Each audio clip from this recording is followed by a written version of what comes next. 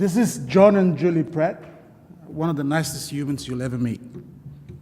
They are the backbone of the Australian horticultural industry. This $9 billion industry is under threat by the Queensland fruit fly. John and Julie also work with New South Wales DPI area-wide management team. They are looking at a holistic, integrated way of controlling this pest, which includes the use of the sterile insect technique. For this, Queensland fruit fly is mass-reared, irradiated to make them sterile, and then released, where the male sterile flies look for the wild fertile females. They do the hokey pokey, and there are no fly babies. Over time, there will be no Q-fly. However, the problem is these Queensland fruit fly, the sterile ones that we release, are not as competitive as the wild males. This is where my PhD project came in. We are looking at gut bacteria as probiotic candidates to improve the sterile males.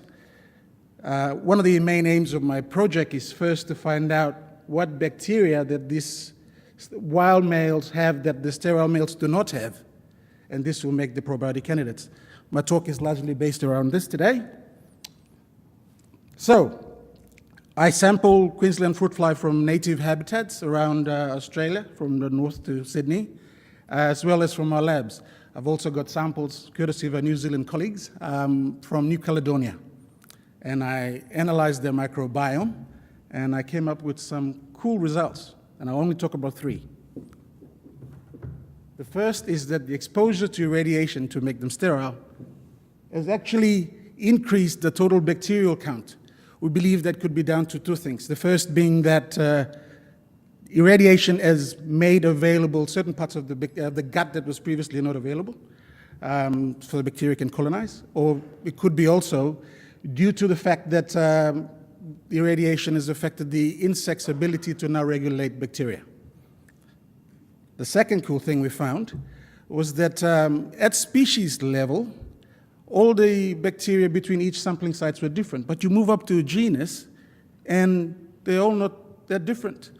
It's actually bacterial species were being substituted for very closely related species across sites.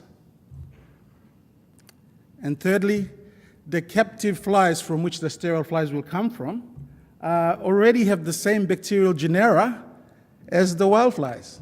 So the problem will now have to change, if we have to solve it using probiotic bacteria, is to now look at how can we make those available bacteria be more prevalent in the facility flies that we irradiate.